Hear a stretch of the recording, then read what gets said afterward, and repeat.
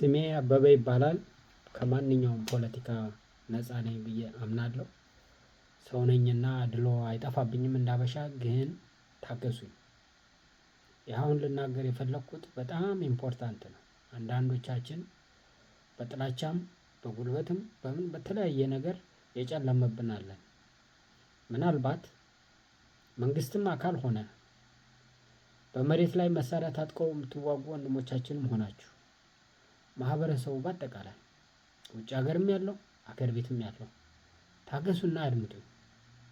በተለይ የሀገርን ሁኔታ የምትከታተሉ የውጭውን ጂኦፖለቲክስ የምትከታተሉና የምትረዱ ሰዎች ይሄን አድምጡ።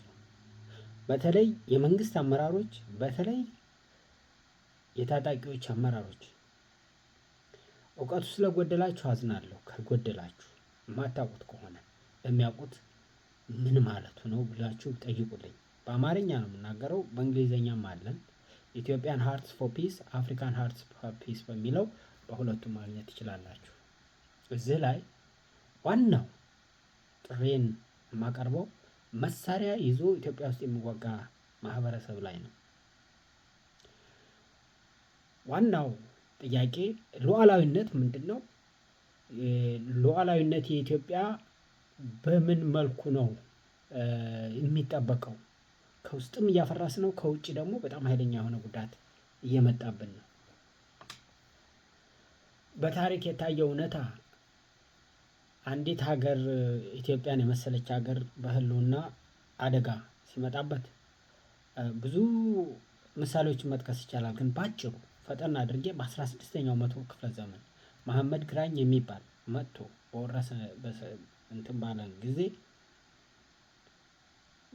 የተበታተነ ኢትዮጵያዊ ነበረ። የተበታተነ ማለት በዚህ ንጉስ በዛ ንጉስ በዛ ንጉስ እየተባለ ልክ አሁን በተበታተነ ሁኔታ ሁሉም የራሱን ጥይት የሚያባርቅበት ጊዜ አይነት ማለት ነው። ጦር ጎራዴ ይሁን እንጂ በወቅቱ ግን ተባብረን ለጋራ አሸንፈናል። መሐመድ ግራኝም ወጥቷል። አሁን የምናያት ኢትዮጵያም ኢትዮጵያ ሆና አለች። እና 300 ምናምን 400 አመት ወደዚህ ኑና ምኒልክን እዩ። ከምኒልክ በፊት ሁሉም አጼዎች በተለያየ ቦታ አጼ የሆኑ ባላባቶች የሆኑ የማይታዘዙ ግን ኢትዮጵያዊነትን የሚወዱ ልክ እንዳሁኑ ማለት ነው። ምኒልክ ሲጠራቸው ሁሉም መጡ። ባይ ዘ ዌይ በምኒልክ ጊዜ ተዋጊው የነበረው ነፍጠኛ ይባላል። ነፍጠኛ ማለት መሳሪያ አንግቦ የሚዋጋ ነው። በርግጥ አሁን ባለው ዘመናዊ ታሪክ ነፍጠኛ የሚለውን ለአማራ ብቻ አሸክመውታል። አዎ በጦር አመራሩ በተለያዩ ነገር ምናልባት ተቀዳሚውን ጉዳይ ይዞ ሊሆን ይችላል። ኦሮሞ ዘምቷል፣ አዟል።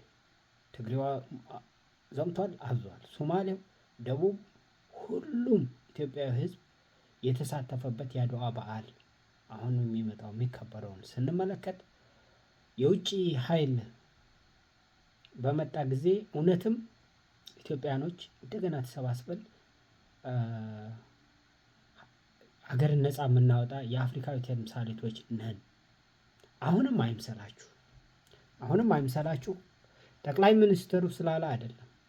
ምናልባትም የኢትዮጵያዊነትን ስነልቦና ስለሚያውቅ የገባበትን ቀውጥ መውጣት ስለማይችለው በውጪ ካሉት ጎረቤቶችም ሆነ ከሩቅ አረብ ሀገሮች ጋር የሚያደርገው ነገር በኢትዮጵያ ላይ የህልውና አደጋ አንዣቦባታል። ሁሉም በውሃና በመሬት ላይ ነው ጸቡ እና በዚህ ጉዳይ አሁን መከላከያ ከጎረቤት ሀገራት ማለት ነው ኤርትራ፣ ሱዳን፣ ግብፅ፣ ሶማሊያ፣ ጅቡቲ የመሳሰሉት የተዋጡ ጋር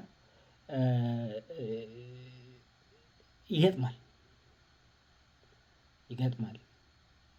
ያ በሚገጥምበት ጊዜ ቢዳከም እና ጠላት መሃል ቢመጣ ሊፈጠሩ የሚችሉ ሁኔታዎችን ለመተንተን እፈልጋለሁ።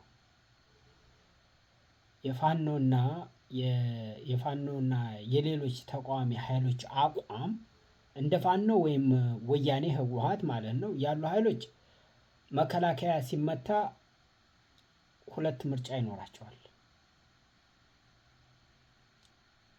የፖለቲካ ትርፍን ማሰብ፣ መከላከያ ሲዳከም መንግስትን ለመጣል እንደ መልካም አጋጣሚ ማየት አንዱ ነው። ሌላው ደግሞ የሀገር ህልውና ስሜት ነው። የኦሮሞንም የኦጋዴውንም የሲዳማውንም የማንም ታጣቂ ኢትዮጵያ ውስጥ ያለውን ይመለከታል። ሌላው በእነኚህ ሰዎች ውስጥ ሁለት አስተሳሰብ ይኖራል ብያለሁ። አንዱ የፖለቲካ ትርፍን ለማየት ይፈልጋሉ። ጦርነቱ የማይቀር ሆኖ ስለማየው ማለት ነው። የፖለቲካ ትርፍን ማግኘት አንድ ሀሳባቸው ሆኖ ሁለተኛው ሀሳብ ደግሞ የሀገር ህልውና ስሜት የሚኖርባቸው ናቸው እና በታሪክ እንደሚታየው ለምሳሌ 1969 የሶማሊያ ወረራ ጊዜ ኢትዮጵያ በብዙ መከራ ውስጥ ነበረች። የውስጥ አማጽያን የውጭ ወራሪ ሲመጣ ልዩነታቸውን ወደ ጎን የመተው ዝንባሌ አላቸው። አሁን 16ኛው መቶ ክፍለ ዘመን ድረስ ሄጄ ልኮርኩር ብል ታሪክ የሚያውቁ ሰዎች ይናገሩ። እኔ ሀገሬ ችግር አለባት ብዬ ለመመርመር የሞከርኩትን ያህል ነው የማውቀውን ያህል ታሪክ ሰው አይደለሁም። ወይም በዚህ በመንግስት አሰራር ውስጥ ግን ሰው መሞቱ ስለሚያሳዝነኝ ነው። ሀገሬንም ስለምወዳት ነው። ቱ ቢ ኦነስት ማድረግ የምችለው ግን አሁን በዚህ እድሜ በዚህ ወቅት ምናልባት ላለው ትውልድ ይሄንን ማስረዳት ነው። አማራጩን ማስቀመጥ ነው እና ሀገር ከጠፋች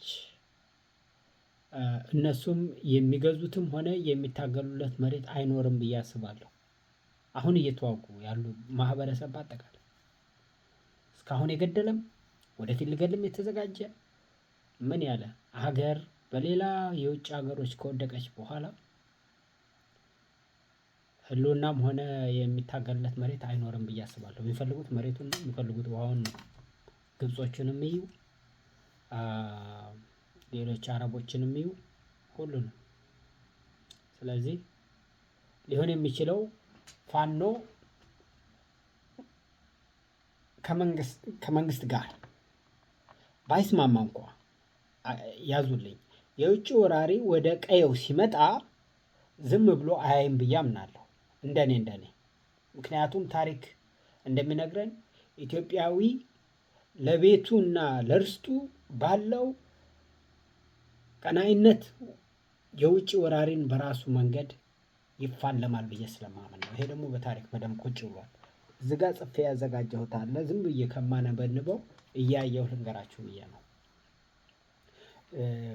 የዩቲዩብ እንደዚህ ማቀነባበሪያ ምናምን ስለሌለኝ ነው፣ ይቅርታ። ግን እያነበብኩ ባስረዳ ይሻላል። ሌላው በሁለተኛ ደረጃ የታሪክ መስታወት፣ ምክንያቱም አድዋ እና መሐመድ ግራኝን ጠቅሼላችኋለሁ። የጠቀስኳቸው ታሪክ አጋጣሚዎች ለዛሬው ሁኔታ ትልቅ ትምህርት አላቸው ብዬ ስለማምን ይሄንን ነው የምትከተሉኝ። የአህመድ ግራኝ ዘመን 16ኛው መቶ ክፍለ ዘመን ሌላውን መጥፎ ይሄ እንዲወጣ ያወረደ ከሌ የዚህ ዘር ወደዚህ ተበተነ ወደዚህ ወጣ የሚለውን ተውኝ። እሱን አልሰማም። አሁን እሱን እያልኩ አይደለም። እያልኩ ያለሁት የአህመድ ግራኝ ዘመን በ16ኛው መቶ ክፍለ ዘመን በወቅቱ የነበረው የውስጥ መከፋፈል ሀገሪቱን ለከፍተኛ ውድመት ዳርጓታል። አንድነት እስኪመጣ ድረስ ለበርካታ ዓመታት ጦርነቱ ቀጥሏል። አንድነት እስከሚመጣ ብዙ ሰው ሰልሟል። ብዙ ሰው ቤቱ ተቃጥሏል። ስንት ንብረት ወድሟል። የሚቀጥለው ደግሞ ማየት ያለብን የአድዋ ጦርነት በ1889 ዓመተ ምህረት ማለት ነው። እንደ ራስ መንገሻና ንጉሥ ተክለ ሃይማኖት ካሉ መሳፍንት ጋር ዳግማዊ ምኒልክ ቅሬታ ቢኖራቸው፣ ጣሊያን ሲመጣ ግን የጋራ ጠላት በሚል አንድ ላይ ቆመዋል። ምን አወረሱን? አድዋን የሚያህል የድል ቀን።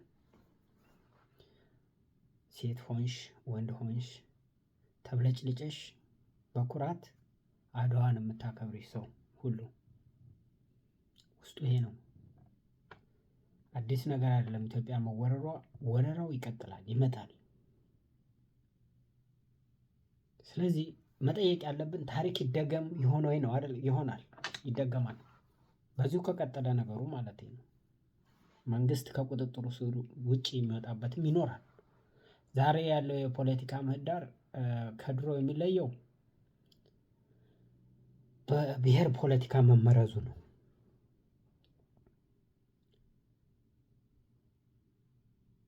በዚህ ውስጥ ተስፋ ሰጪው እይታ ኢትዮጵያውያን የውጭ ወራሪ ሲመጣ ቁጣቸው ከመንግስት ወደ ወራሪው የመዞር ዲኤንኤ ያላቸው ተብሎ ቢነገር እውነት ነው። አሳሳቢው እይታ ደግሞ የውስጥ እምነት ሙሉ በሙሉ ከተሸረሸረ በቃ እያንዳንዱ ኃይል የራሱን ክልል ብቻ ለማዳን የሚሞክርበትና ማዕከላዊ መንግስት የሚፈርስበት እንደ ዘመነ መሳፍንት ያለ አደጋ ሊኖር ይችላል። ያ ደግሞ በጣም አደጋ ነው።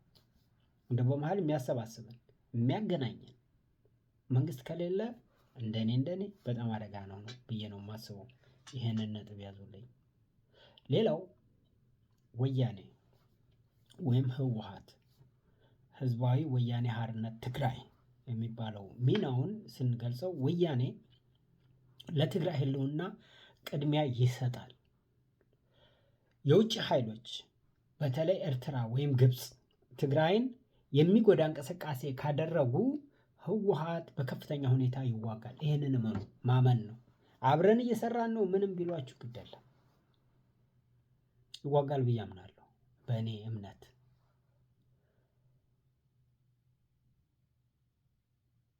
ነገር ግን ከመንግስት ጋር በጋራ ለመቆም ግልጽ የሆነ የፖለቲካ ስምምነት ይፈልጋል። ስለዚህ በጥቅሉ በ19ኛው ክፍለ ዘመን ጠላቱ ግልጽ ነበረ፣ ቅኝ ገዢ ነበረ። ጠላትን ታውቀዋለህ፣ በአሁኑ አታውቀውም። ዛሬ ግን መስመሩ በውስጥ ፖለቲካ ንግግር ወይም ግርግር ተደበላልቋል። አንዱ መንግስት መሪ ሄዶ ከማን ጋር ምን ተነጋግሮ ምን ሰጥቶ ምን ተቀብሎ እንደመጣ አናውቅም። ይህን ያህል ሸፍጥ ያለበት ነው የሆነ የዘመኑ ፖለቲካ። ሀይ ዲሞክራሲ አይ ዘመን ይሄንን ነው። ቢሆንም ግን ታሪክ እንደሚነግረን የውስጥ ኃይሎች መንግስትን ባይወዱትም የውጭ ወራሪ መጥቶ የሀገሪቱን ሉዓላዊነት ሲደፍር የቤት ውስጥ ጠብ ቆይቶ ወራሪውን የማስወጣት ባህል አለን። ፋኖም ሆነ ሌሎች ኃይሎች ጦርነቱ ወደ ቀያቸው ሲመጣ የራሳቸው መሬትን ለመከላከል ሲሉ ማለት ነው። ኦሮሞም ይሁን ኦጋዴኑም የትኛውም ይሁን ወደ ሶማሊያ ያለው ማለት ነው፣ አፋሩም ይሁን ለመከላከል ይነሳሉ እንጂ ለዛም ሲሉ የውጭውን ኃይል እንደሚመቱ ጥርጥር የለውም። በዚህ ትንተና ላይ ተጨማሪ ነገር ማቀምጠዋለሁ። የውጭ ወራራ ቢከሰት ለቡድኖች የሚቀርብ መጠይቅ አለኝ። እኔ የምጠይቀው ነገር አለኝ። ለቡድኖች ህወሓት ኦላ ምናምን እየተባለ የሚዋጋው ኃይል ማለት ነው። ወይም በዘር ከረጢት ውስጥ ያለ ክልል ምን በለው ብቻ መንግስትንም ራሱ እንደ ፓርቲም እንደ መንግስትም ስለ ሀገር ሉዓላዊነትና ስለ ቀጣይነት ኦን ሶቨርኒቲ ማለት ነው የውጭ ኃይሎች ግብፅ፣ ሱዳን ወይም ኤርትራ ወይም ደግሞ ሳውዲ ወይም ኤምሬት እንበለው የኢትዮጵያን ድንበር ጥሰው ቢገቡ ይህ ወረራ ለድርጅታችሁ ወይም ደግሞ ለቡድናችሁ ህልውና እንደ ቀጥተኛ አደጋ ይታያል ወይስ እንደ መንግስት ውድቀት አጋጣሚ ይፈጥራል? ሌላው ይሄ ስለ ሶቨርኒቲ ነው፣ ስለ ሉዓላዊነት። ስለ ወታደራዊ ስትራቴጂ ደግሞ ልጠይቅ። ስኮል ሚሊተሪ ስትራቴጂ መከላከያ ሰራዊት በውጭ ኃይሎች እየተመታ ወደ መሀል ሀገር አሁን ለመውጣት እየሞከረ እንደሆነ ነው የምሰማው። ከየከተማው በተለይ በአማራ ባሉ ከተሞችም ገጠሮችም በሙሉ ተነስቶ ወደ ድንበሩ እየሄደ ነው። እሱ እሰየው ነው። ግን ወደ መሀል ሀገርስ ቢሸሽ ተመቶ ከኋላስ እየተጎነተለ መንግስትን ማዳከም መስሎት ህወሓትም ሆነ ሌላው አብሮ ከውጭዎች ጋር ተዳብሎ ቢመታውስ? ስለዚህ መከላከያ ወደኋላ ቢሸሽ የእናንተ ታጣቂ ኃይል ማለት ነው ከተማ ውስጥ የምትኖሩት የምትቆዩት የፋኖም ይሁን የኦላም ይሁን የህወሓትም ይሁን ወይም የትግራይ ታጣቂ የአማራ ታጣቂ ምን ታጣቂ ዘር በዘር ትብትብ ውስጥ ያለ በሙሉ የእናንተ ታጣቂ ኃይል ወራሪውን በራሱ መንገድ ይፋለማል ወይስ መከላከያ ሙሉ በሙሉ እስኪፈርስ ይጠብቃል? ይሄ ትልቁ ጥያቄ ነው። ሌላ ጥያቄ አለኝ። እንበልና እንደኔ ወይም እናንተም እንደምትሉት ኢትስ ኮልድ ታክቲካል አላያንስ ይባላል። ለጊዜያዊ ትብብር ማለት ነው። ከአሁን ቀደም የነበረውን የውስጥ ቅሬታ ወደ ጎን በመተው የውጭ ወራሪን ለመመከት ከፌዴራል መንግስት ጋር ለተወሰነ ጊዜም ቢሆን የጋራ ግንባር የመፍጠር ፈቃደኝነት አላችሁ ወይ ብዬ ጠይቃለሁ። መልስ የሚሰጠኝ ባገኝ ደስ ባለኝ። ከመንግስት ጋር ከምጠሉት ጋር ከህወሓት ጋር የጠላኸው ፋኖ ታክቲካል አላያንስ ብዬ ሰርቻለሁ ብለህ መከላከያ ወደዛ ሲሄድ ይሄ ከኋላው ከጀርባው ወጋለሁ ያልክ፣ በተመሳሳይ መልኩ የውጭ ኃይሎች አይለው መከላከያውን እየመጡት የተመለሰ ወንድሞችህ በዛ ውስጥ የሀገር ስሜት ያላቸውም ሊሆን ይችላሉ። ከምጠላውም ብሔር ሊሆን ይችላል። የጋራ ግንባር የመፍጠር ፈቃደኝነት አለባችሁ ወይ?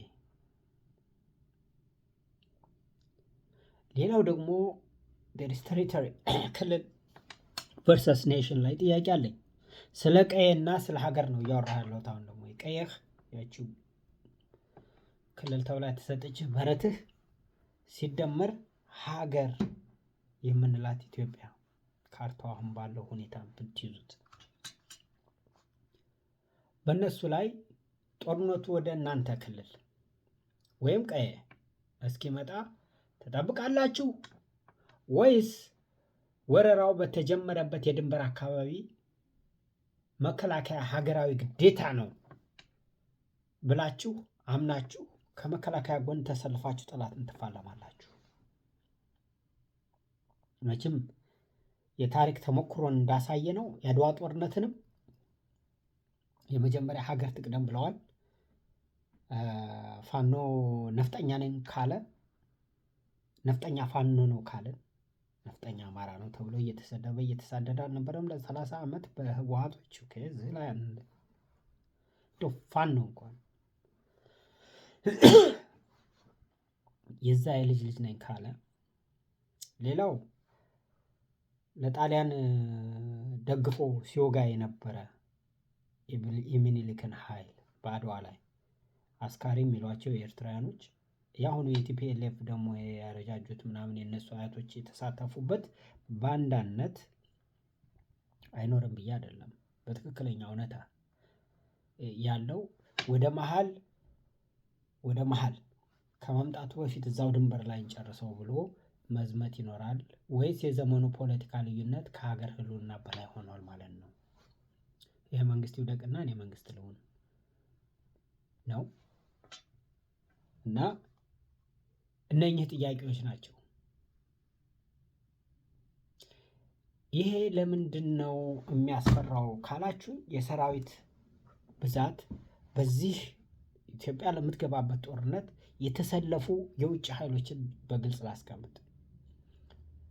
ግብፅ፣ ሱዳን፣ ኤርትራና ጅቡቲ በመሆን ወደ አዲስ አበባ ቢገሰግሱ የሚኖረው የኃይል ሚዛን በቁጥር እንደሚከተለው ማየት ይቻላል። ይህ መረጃ የተወሰደው ከግሎባል ፋየር ፓወር ላይ ነው። የወታደራዊ አቅም መረጃ ጠቋሚ ነው። የሰራዊት ብዛት ንጽጽር የሰው ኃይል ማለት ነው። ኢትዮጵያ በቅርቡ ሰራዊቷን ወደ 500,000 በማሳደግ በአፍሪካ ግዙፍ ሰራዊት ካላቸው ሀገራት አንዷ ሆናለች። ሆኖም ጥምር ኃይሉ በቁጥር ብልጫ ይኖረዋል። ጥምር ኃይሉ የሚሏቸው ግብፅ፣ ኤርትራ፣ ሱዳን፣ ጅቡቲ፣ ሶማሊያ፣ ቱርክም ትኖር ትችላለች።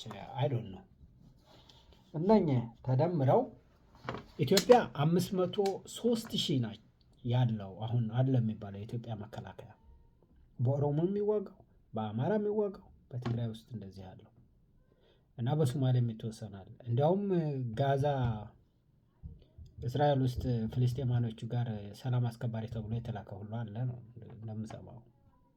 እና የኢትዮጵያ ቁጥር ወደ 503,000 ሆኗል፣ ግማሽ ሚሊዮን ማለት ነው። ይሄ 9ኛ ያደርጋታል በዓለም አቀፍ ደረጃ። ግብፅ ደግሞ 435,500 13ኛ ያደርጋታል። ይሄ ግብፅ ብቻ ነው።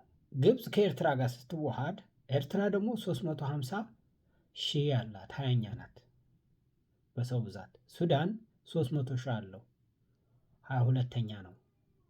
ጅቡቲ 15,000 አላት በግምት ነው። የጥምር ጦሩ ኃይሉ ድምር 1,103,500 ነው። ሲደመር ይሄ ከኢትዮጵያ በ2 እጥፍ ይበልጣል ማለት ነው። ተመልከቱ። እነኛ ሀገሮች ኢትዮጵያን ሊወሩ የመጡ አውጀዋል ነው ብላችሁ እኔ ሌላ እየፈለጋችሁ ነው እዩ ነገር ይሁን። ግብፅም፣ ሱዳንም፣ ኤርትራም፣ ሶማሌም፣ ጅቡቲም ኢትዮጵያን እንደዚህ አድርገው ለመጨረስ አሁን ተነስተዋል። በዚህ ውስጥ ያለው የወታደር ቁጥር ይሄ ነው። ስለዚህ ነግራችኋለሁ። በዓለም አቀፍ ደረጃ ሲታይ ግብፅ በአፍሪካ አንደኛ፣ በዓለም 19ኛ ብለናል። ይሄን ነግራችኋለሁ። ኢትዮጵያ በአፍሪካ 5ኛ፣ በዓለም 47ኛ ናት። ሱዳን በአፍሪካ 9ኛ ነው፣ በዓለም 73ኛ ነው። ኤርትራ በአፍሪካ 26ኛ ነው፣ በዓለም ደግሞ 120ኛ ነው። የመሳሪያዎች ንጽጽር ስናይ ኢትዮጵያ በዚህ ትዕይንት ውስጥ የሚገጥማት ትልቁ ፈተና የአየር ኃይልና የከባድ መሳሪያ ወይም አርትለሪ ብልጫ ነው።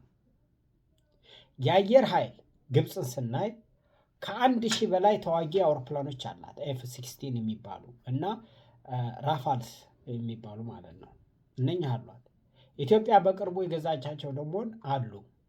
የአየር ኃይል ማለት እነኛ አሉ። እነኚህ Su-330 ተዋጊ ጀቶችን ጨምሮ ማለት ነው። ወደ 103 አካባቢ አውሮፕላኖች አላት። 103 ግብፅ 1,000 በላይ ነው ያላት። ድሮን፣ ዩኤቪ፣ አንማንድ ኤሪያል ቬሂክል ማለት ነው። ዩኤቪ ሰው አልባ አውሮፕላኖች። ያው ድሮንን የማይስት ኢትዮጵያ የለም አማርኛ ከሰማ። ኢትዮጵያ በዘመናዊ የድሮን ቴክኖሎጂ እንደ ባይካር አኪኒሲ ወይም ከፍተኛ ኢንቨስትመንት አድርጋለች በእነኚህ ላይ። ይህም የአየር ላይ የቁጥር ብልጫን በቴክኖሎጂ ለማካካስ የምትጠቀምበት ስልት ነው ይላል።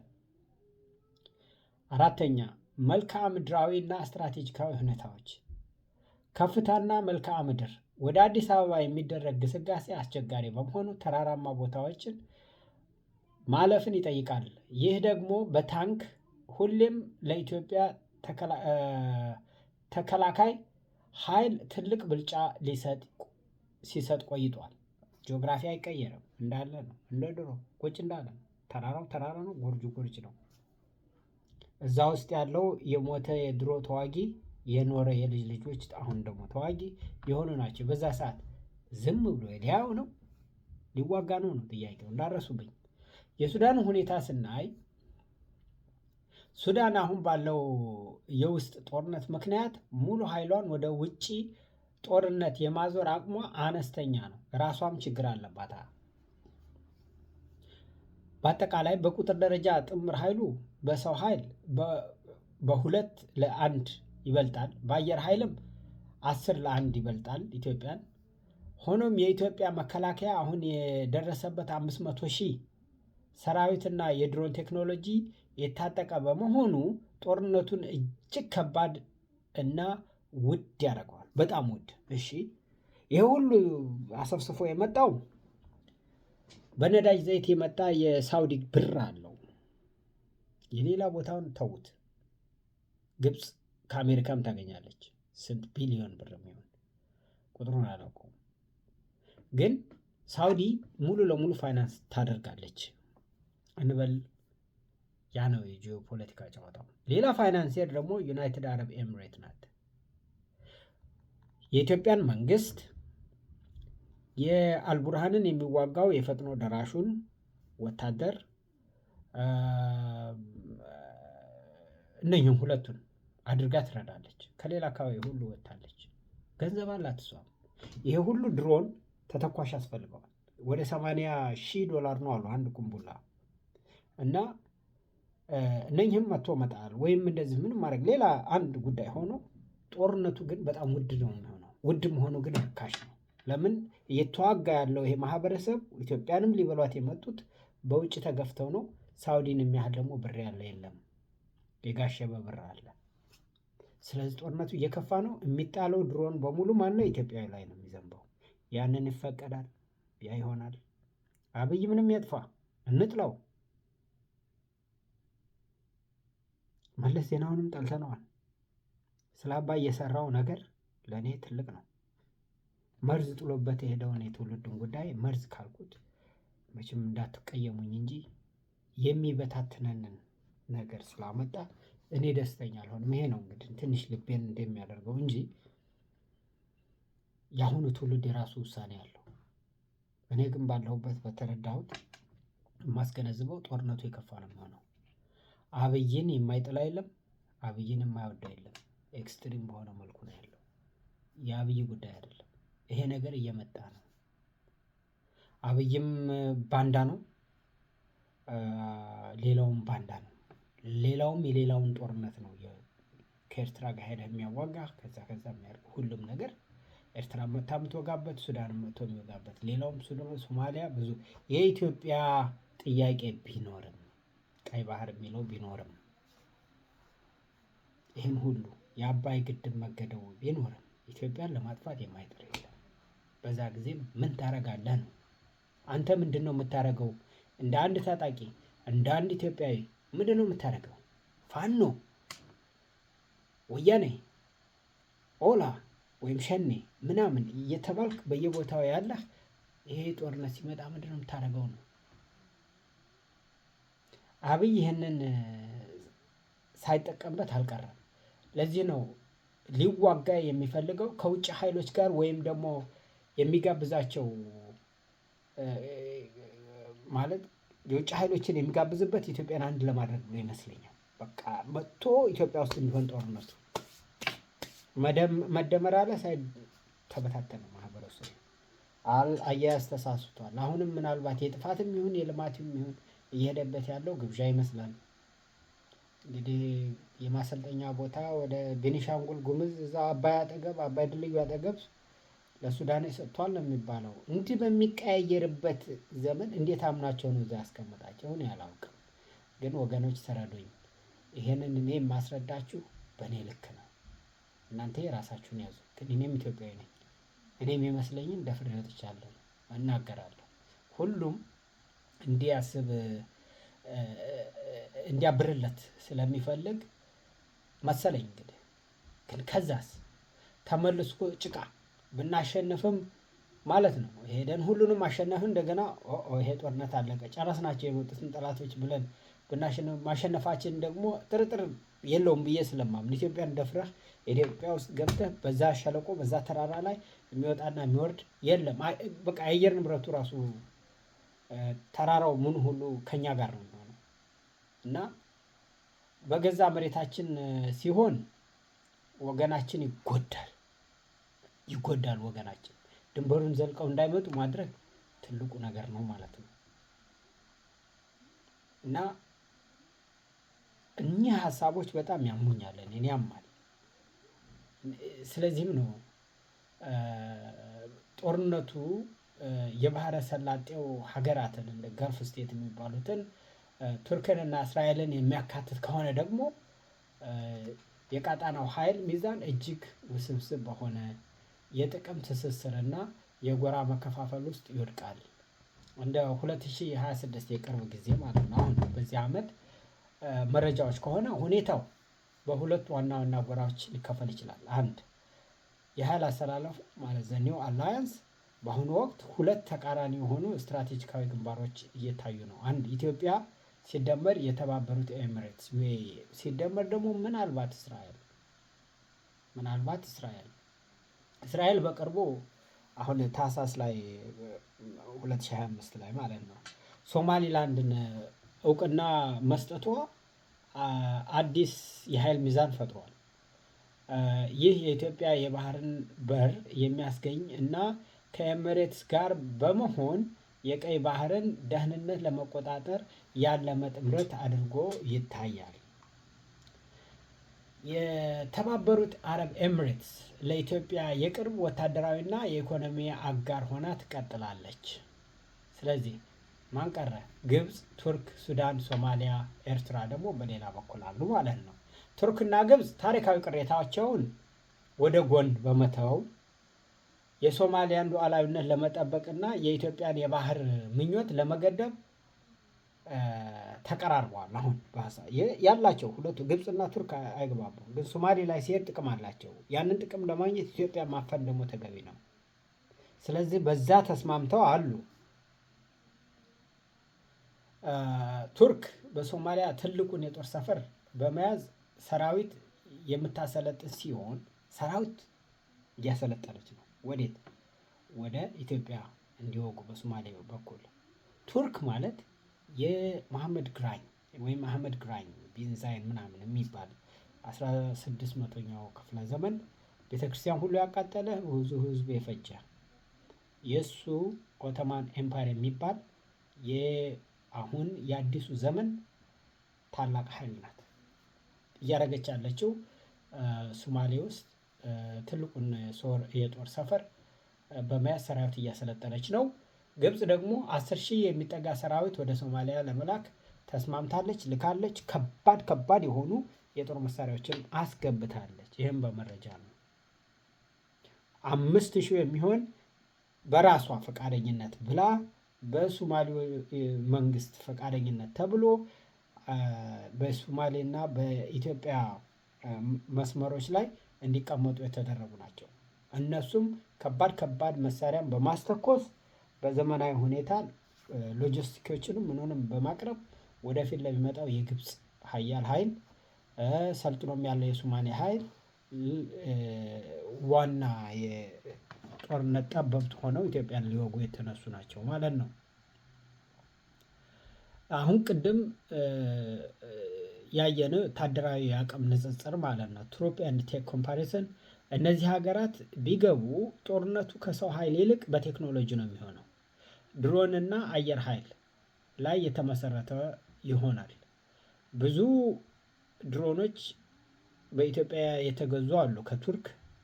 በአየር ላይ ዱብ ማድረግ ይችላሉ። ምነው በቃ የሆነ ዲሴብል የሚያደርጋቸው ፌል ሴፍ አለ ወይ የሆነ ነገር ሰልፍ ዲስትራክት ሊኖር ይችላል። ኢትዮጵያ ከቱርክ አለኝ የምትለውን የሚሊተሪ ቴክኖሎጂ እርሺው። አንዱ ትልቅ አደጋው እሱ ነው። ግን እነኛ ድሮኖች ኢትዮጵያ ውስጥ ቅኝት አድርገው ኢላማቸውን እንደሚመቱ እንደማይመቱ ፈተናውን ጨርሰዋል። እድሜ ለዚህ መንግስት። ህዝብ አልቆባቸዋል። የቱርክ ሰራሽ ድሮኖች የሰሩት ስራ በኢትዮጵያ ውስጥ ለማንም አይነገርም። በየትም ተኳሾችም ቱርኮች ናቸው ነው የሚባለው። ለማንኛውም ቱርክ ከገባችበት ከግብፅ ጋር ሆነው ከሶማሌ ኃይል ጋር ሆነው ከባድ ነው እና ድሮን እና አየር ኃይል ላይ የተመሰረተ ይሆናል እና ሀገር ወታደራዊ ደረጃ ደግሞ ግሎባል ራንክ 2026 ዋናው የጦር መሳሪያ ጥንካሬ ሲታይ ቱርክ 9ኛ ከፍተኛ የድሮን ቴክኖሎጂ አላት። ባይራክታር ነው የሚባለው እና ግዙፍ የባህር ኃይል አላት። እስራኤል ደግሞ 17ኛ ነች። እጅግ ዘመናዊ አየር ኃይል አላት F-35 እና የሚሳኤል መከላከያ ደግሞ አይረን ዶም ይባላል። እሱን ወደ ሶማሊላንድ ይዛ ትሄድ አላውቅም። ግብፅ 15ኛ ናት። ግዙፍ የታንክ ሰራዊትና ሰፊ የአየር ኃይል አላት። ዩናይትድ አረብ ኤምሬት የበለጸገ ከፍተኛ ፋይናንስ እና ዘመናዊ የስለላ ቴክኖሎጂ አላት። ኤአይ አዲስ አበባ የተለጠፈው ምናምን በየቦታው ይሄ ስልክ ብሎ ይዞ የሚሄደው በሙሉ ሰላይ ነው። የያዝነው ኤሌክትሮኒክስ በሙሉ ሰላይ አድርገዋለች። የዛ ጥንካሬ ነው። እና ሳውዲ አረቢያና ቱርክ ያላቸው ሚና ደግሞ ስንመለከት የሳውዲ እና የኤምሬትስ ሽኩቻ ሳውዲ አረቢያና ኤምሬትስ በአሁኑ ወቅት በየመን እና በአፍሪካ ቀንድ ባላቸው የጥቅም ምንጭ ምክንያት ወደ ግልጽ ፍጥጫ ገብተዋል። ይሄን አይተናል። ሳውዲ አረቢያ የኤምሬትስን ተጽዕኖ ለመገደብ ከግብፅና ከቱርክ ጎን ልትቆም ትችላለች። ቱርክ እንደ አስታራቂም ልትሆን ትችላለች። ቱርክ ምንም እንኳ ከሶማሊያ ጋር ወታደራዊ ስምምነት ቢኖራትም በኢትዮጵያና በሶማሊያ መካከል እንደ ዋና አደራዳሪ ሆናም አሁን እየሰራች ነው። እንደዛም ሆና ልትቀጥል ትችላለች። በአጠቃላይ ጦርነቱ እነዚህን ሀገራት የሚያካትት ከሆነ ኢትዮጵያ በዩኤኢ ወይም ደግሞ ኤምራቲስ ፋይናንስ እና በእስራኤል ቴክኖሎጂ ልትደገፍ ትችላለች። ይሄ ሌላው ጉዳይ ነው። ይሄ ሁሉ ለእኛ ምናችን ነው? ህዝባችን ይጨርሳል። ግብፅ በቱርክ ወታደራዊ ድጋፍና በሳውዲ ዲፕሎማሲያዊ ከበባ ኢትዮጵያን ለማዳከም ትሞክራለች። የግብፅ ይሄ ተልዕኮ ይሄ ነው። እኔ እንደው ምን ብሎ ቢሏቸው የሚገባቸው አይመስለኝም። የተገደበው ግድብ ውሃ አይዝም፣ እነሱን አያስጠማም፣ ኤሌክትሪክ አምንጭቶ ጉዞውን ይቀጥላል። ሁሉም የኛ ነው ባዮች ናቸው። ያ ነው ችግራቸው አሁን። እና ይህ ሁኔታ ኢትዮጵያን በሁለት ጎራዎች መካከል በኤሚሬትስ እስራኤል እና በቱርክ ግብፅ ሳውዲ እንድትወጠር ያደርጋት ይችላል። እና ጂኦግራፊን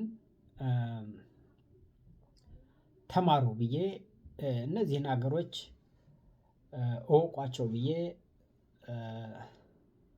ማንም የታጠቀ ኃይል ሊረዳ ይችላሉ ብዬ በምችላቸው መልኩ ነው እየገለጽኩ ያለሁት። መጨረሻ ደግሞ ምንድነው የሚጠቅመው ለመንግስት ለኛም?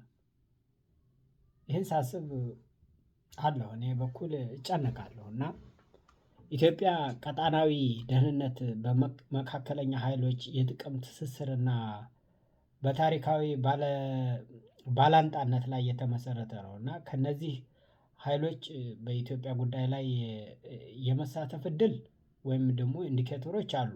እና ሊያስከትል የሚችለው ውጤት ደግሞ ወይም አውትካሙ እንደሚከተለው ይተነተናል። ባለድርሻ አካላት ተሳትፎ ጠቋሚዎችና ሊሆኑ የሚችሉ ውጤቶች። ተዋናኝ የተሳትፎ ጠቋሚዎች ኢንዲኬተርስ ማለት ነው ሲሆኑ የሚችል ውጤት ወይም ሞስት ፖሲብል አውትካም የምንላቸው ግብፅ የሰራዊት ስምሪት እንደ አውሮፓውያን ዘመን አቆጣጠር በየካቲት በዚህ 10,000 ወታደሮችን በአዲስ የአፍሪካ ህብረት ተልዕኮ ስም ወደ ሶማሊያ መላኳ፣ የዲፕሎማሲ ሁኔታውን ደግሞ ከህዳሴው ግድብ ድርድር መውጣቷ፣ ተኪ ጦርነቱ ደግሞ ፕሮክሲ አትሪቢሽን ግብፅ ቀጥተኛ ወረራ ከመፈጸም ይልቅ ሶማሊያንና ሱዳንን በመጠቀም ኤርትራን በመጠቀም ኢትዮጵያን ሰራዊት በድንበር ላይ ለመወጠር በአባይ ውሃ ላይ ስምምነትም እንድታደርግ መጫን ነው። ይህንንም በማድረግ ይህን ያህል ጫና በማድረግ የሚፈልጉት ያንን ነው። እና ኤርትራ ሰራዊት መኖር ከፕሪቶሪያ ስምምነት በኋላ እንደሚባለው ከሆነ በሰሜን ትግራይ አካባቢዎች ሰራዊቷን አለማስወጣቷ እንደሚባለው ነው። አላውቅም። አልጀርስ ስምምነት ላይ የነበረው ነገር ላይ ያሉትን ይሁን ምን ይሁን አላውቅም። የተኪ ኃይሎች ድጋፍ ደግሞ የአማራ ክልል ፋኖ ታጣቂዎችን እያስታጠቀች ነው የሚሉ ሪፖርቶች አሉ። የአማራ ፋኖ ማን ኤርትራ የረጅም ጊዜ ተኪ ጦርነትን ደግሞ ይዛ ብቅ ብላለች። ኤርትራ የኢትዮጵያን የውስጥ ግጭቶች በማገዝ አዲስ አበባ ደክማ እንድትቆይና ወደ ቀይ ባህር ያላትን አስተሳሰብ እንዳታይ ማድረግ ነው። ተልእኮ ይሄ ነው የኤርትራ። ተወደደም ተጠላም ይሄን ነው እየተባለ ያለው። ማስረጃውም ይሄ ነው። የሚዛዛቱበትም ይሄ ነው። ስለዚህ ፋኖን ረዳች፣ ወያኔን ረዳች፣ ኦላን ረዳች፣ ተቃዋሚ የተባለውን በሙሉ ኢትዮጵያ ውስጥ ያለውን ረዳች። ምክንያቱ ኤንድ ጌሙ አዲስ አበባ ማዳከም፣ ወደ ባህር በር የሚለውን ጥያቄ ማስወገድ ነው። ይቅርታ አብይ አህመድ ጠቅላይ ሚኒስቴሩ ስላነሳው አይደለም። ይህን ጉዳይ ለራሱ ጥቅም ብሎ ይሁን የውጭ ጸብን እየጋበዛ ያለው ኢትዮጵያኖች አንድ ይሆኑልኛል ከኔ ጋር ይሰለፋሉ ብሎ ይሁን ለታሪክ ለዝና ብሎ ይሁን ለምን ይሁን በዚህ ወቅት አንስቶታል። ደግሞ በእርግጥም ኢትዮጵያ በጣም ችግር ላይ ናት። መተንፈሻ ቀዳዳ ያስፈልጋታል። እንዴት ይሁን ላይ ነው? በኃይል ነው ወይስ አይደለም? ሌላው ዩኤኢ ስትራቴጂካዊ አጋርነት ደግሞ አላት። ከኢትዮጵያ ጋር ያለውን ወታደራዊና የኢኮኖሚ ትስስር ማጠናከሯ፣ ሎጂስቲክስ ደግሞ የኤሚሬትስ ወታደራዊ ካምፖችና በኢትዮጵያ መካከል የሚደረጉ የጭነት በረራዎች በአውሮፕላን ማለት ነው። ሌላ የኢኮኖሚና የቴክኖሎጂ ድጋፍ ኤሚሬትስ በኢትዮጵያ የገንዘብና የድሮን ቴክኖሎጂ አቅራቢ በመሆን የኢትዮጵያ መንግስት በበርካታ ግንባሮች እንዲከላከሉ መርዳት ትችላለች። ቱርክ የመከላከያ ስምምነት ከሶማሊያ ጋር ያደረገችው የባህር ዳርቻ ጥበቃ ስምምነት ሽምግልና እንደገና ፕሬዝዳንት ኤርጎዳን በኢትዮጵያ እና በሶማሊያ መካከል እንደ ዋና አደራዳሪ መቅረባቸውን ስናይ ሚዛን ጠባቂ ናቸው ልንል እንችል ይሆናል። ቱርክ ለኢትዮጵያ ድሮን በመሸጥና የሶማሊያን ባህር በመጠበቅ ለሁለቱም ወገን አስፈላጊ ሆና በመቆየት ራሷን የቀይ ባህር ተጽዕኖ ማረጋገጥ ትፈልጋለች። ከሁለቱም በኩል እየተጫወተች ማለት ነው። ስለዚህ እስራኤልን ደግሞ ጥላ ጥምረት ከኤሚሬትስ ጋር በመሆን በቀይ ባህር ደህንነት ላይ መስራቷ ነው።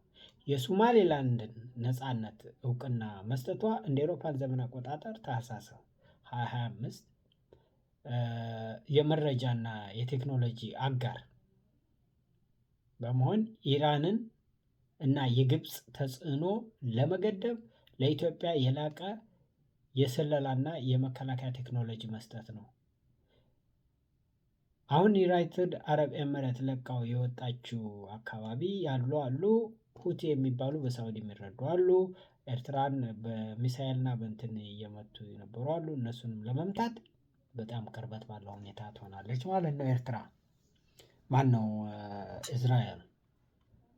በማጠቃለል በ2026 ሊከሰት የሚችል ደግሞ ሌላ ቀጣናዊ ሁኔታ አለ። በአሁኑ ወቅት ያለው ትንበያ አዲስ አበባን የሚቆጣጠር ታላቅ ወራራ ይከሰታል የሚል ሳይሆን የጥላ ጦርነት ወይም ደግሞ ሻዶው ቦክስ እንደሚቀጥል ነው። ኢትዮጵያ በውስጥ አማጽያን ፋኖና ኦነግ ሸኔ፣ ህወሓት የመሳሰሉት እና በኤርትራ ድንበር ስጋት ምክንያት አቅሟ ተከፋፍሎ ይቆያል። ግብፅ በሶማሊያ ያላትን ወታደራዊ ካምፕ እንደ ማስፈሪያ ወይም ደግሞ ዲተረንት በመጠቀም ኢትዮጵያ በህዳሴ ግድብ ላይ የምታደርገውን እንቅስቃሴ ለመገደብ ትሞክራለች። ቱርክና ኤሚሬትስ የኢትዮጵያ መንግስት ሙሉ በሙሉ እንዲፈርስ አይፈልጉም። ምክንያቱም ከፍተኛ ኢንቨስትመንት ስላላቸው ነው። ስለሆነም ሚዛኑ እንዳይደፋ ድጋፋቸውን ይቀጥላሉ። ይህ በታሪክና በስትራቴጂካዊ ጥበብ ላይ የተመሰረተ እጅግ ሚዛናዊ የሆነ አቀራረብ ነው ብዬ አምናለሁ። ለእኔ በምድር ላይ ካሉ የፋኖ አመራሮችና አባላት ጋር ለማደርገው ውይይት ካለ ቢኖር ይህ የሀገር ህልውና እና የፖለቲካ ፍላጎት የሚጋጭበትን ነጥብ ዝም ብዬ ሳስበው ባለው ሁኔታ ወደ ፋኖ ስለምቀርብ በጣም ይቅርታ እና በፋኖ በኩል በሶስት ዋና ዋና ነጥቦችን ማቅረብ እሻለሁ። ብዙዎችን እንደ ለፋኖ ስትራቴጂያዊ ምክረ ሀሳብ ብዬ ብላቸው ይሻላል። እዚህ ላይ ለፋኖ ብመክር እንደው ለአንዱ በቃ ምክንያቱም እኔ ኦሮሞ ሊብሬሽን አርሚ አላውቃቸውም ቲፒኤልኤፍ አላውቀውም አልወደውም። የትግራይን ህዝብ እወደዋለሁ። ብዙ ጓደኞች አሉኝ የኤርትራ ህዝብ እወደዋለሁ ብዙ ጓደኞች አሉኝ። በኦሮሞም እንደዚሁ በአፋርም በየትም በየትም ሁሉንም ደጉንም ክፉን አይቼዋለሁ። ህዝብ ጠቅልዬ አልናገርም ግን እስኪ ፋኖን ብቻ ልያዝ በዚህ ሰዓት።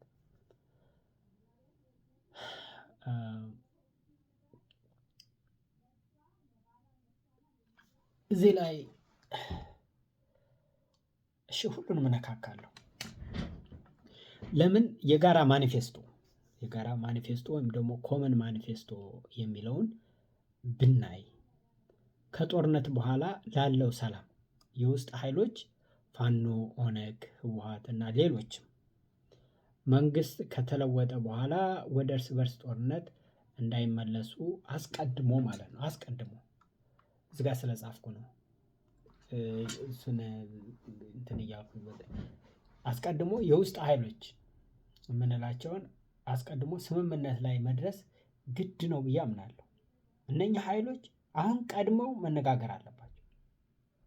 ዋናው ነጥብ ጠላታችን አንድ ነው ብሎ መነሳት ብቻውን በቂ አይመስለኝም። አይደለም። ነገ እንዴት አብረን እንኖራለን የሚለው ጥያቄ ዛሬ መመለስ አለበት። ዋናው ፍሬ ነገሩ ይሄ ሁሉ ያመጣሁላችሁ እዚህ ላይ ነው የሚያርፈው። አሁን ያለው አለ የተፈጸመው ነገር አለ ነገ የሚመጣው አለ። ጠላታችን አንድ ነው መንግስትን አብይን መጣል ነው ብሎ መነሳት ብቻውን በቂ አይደለም። እሱ እኮ የተኛበት የሚቀር ሰው ነው። እሱም ሰው ነው። ይህን ያህል ጥላቻ ካለ እሱ ወድቆ ከዛስ አብረህ ተባብረሃል ጠላታችን አንድ ነው ብለህ ይሄንን ተነስቶ ይሄን ሁሉ የሆነው አለ። ብቻውን ግን በቂ አይደለም ነው የምለው። ምክንያቱም ነገ እንዴት አድርገን ነው የምንኖረው? ፋኖ ወይም ደግሞ አማራ ከትግሬው ትግሬው ከኦሮሞ ጋር ምክንያቱም እነኚህ አክተሮች በመሃል ስላሉ። እሺ ጣልነው ይሄን ሰው ነገ እንዴት ነው የምንኖረው የሚለውን ጥያቄ ዛሬ መመለስ አለበት ፋኖ በራሱ። ስለሌሎቹ አላውቅም። መፍትሄው እንደኔ ሁሉንም ወገኖች የሚያሳትፍ መሆን አለበት። ብሔራዊ የሽግግር ቻርተር ይሄ ዝም ብሎ በውጪ እድሜ ልካቸውን ሲዛብቁ የነበሩ ፖለቲካ ያሉት ይሄ ሽግግር አይደለም። የሽግግር ቻርተር ሊዘጋጅ ይገባል። ተወደደም ተጠላም እኔ መቼስ በዚህ ስለው የፕራይም ሚኒስተሩ አነጋገር አለ በዚህ ስለው ተቃዋሚ ነን የሚሉት እዛ አሜሪካ ያሉትም ሙትርፉት አለ። ሰላም ሲባል ሰላም አለ ግን ሰላም የለም። ጦርነት ነው። በሰላም ስም ግን ብዙ ይሆናል በዲሞክራሲ ስም ብዙ ይሆናል ምርጫ ይባላል ሁሉም ነገር የውሸት ሆነ።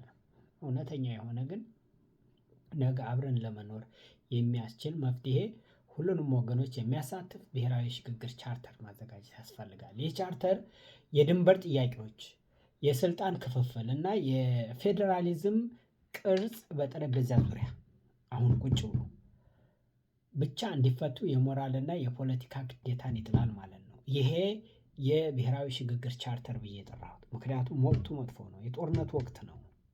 ጦርነቱ ጀምሮ ከምንሯሯጥ ወቅቱ አሁን ነው ብለን ብንነጋገር ይጠቅማል። በኋላ ውልቢቱ ላይ